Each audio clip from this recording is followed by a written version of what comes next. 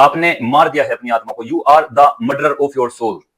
और ऐसा मैं नहीं कहता, ऐसा कहते हैं थॉमस डी क्विंसी अपनी book Confessions of an Opium Eater में। थॉमस बताते हैं कि हमारी अंतरात्मा के भी कुछ अधिकार होते हैं। हम लोग जीवन में आए, हम लोगों ने जीना शुरू किया, जीने के बहुत सारे हमने नियम बनाए, हमने अपनी लाइफ को रेजिमेंटेड किया, उसको डिसिप्लिन किया, बहुत सारे मॉडल्स ऑफ लाइफ हमने अडोप्ट किए, और इस बीच में हमने सबसे ज्यादा नुकसान पहुंचाया अपनी अंतरात्मा को।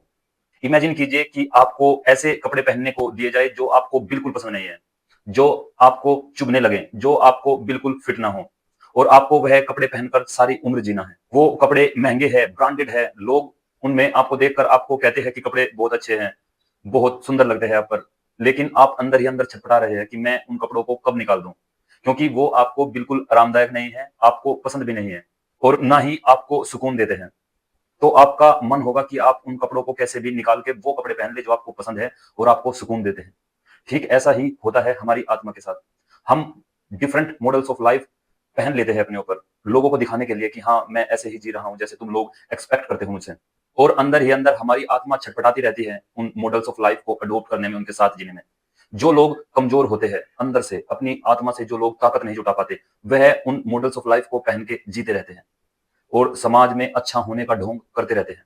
लेकिन जो लोग ताकतवर होते हैं, जिनकी अंतर आत्मा में रेबल होता है, जो नहीं मानते उन मॉडल्स ऑफ लाइफ को, वो समाज के खिलाफ खड़े होते हैं और अपनी अंतरात्मा की आवाज सुनते हैं और अपनी अंतरात्मा को रेस्पेक्ट करते हैं। तो थॉमस कहते हैं कि हम में से ज्यादातर लोगों ने अपनी अंतरात्मा को मार दिया है। हमारी अंतरात्मा के भी अधिकार होते हैं, खुल के जीने के, खुल के अपने आप को एक्सप्रेस करने के, लेकिन हम दिखावे के लिए, हम समाज के डर में अपनी अंतरात्मा को एक्सप्रेस नहीं करते। लेकिन वो कहते हैं कि अंतरात्मा को एक्सप्रेस करते वक्त हमें यह ध्यान रखना चाहिए कि किसी और की अंतरात्मा पर हम बोझ न बने, किसी और की अंतरात्मा हमारी वजह से बंधन में ना हो। क्योंकि जब हमारी अंतरात्मा की आवाज किसी और की अंतरात्मा को कष्ट पहुंचाने लगे, सताने लगे, उनको दुख देने लगे किसी और को, तो फिर हमारी अंतरात्मा को भी पनिशमेंट दिया जाता है। ये पनिशमेंट होता है घुटने का, अंदर ही अंदर घुटते रहने का। इसलिए आपने देखा होगा कि जो लोग out of the society, out of the box जाके कुछ करते हैं, वो लोग अक्सर अकेले पाए जाते हैं। वो लोग अपने ही अंदर घुटते रहते हैं। वो लोग साइकोलॉजिकली इल होते हैं।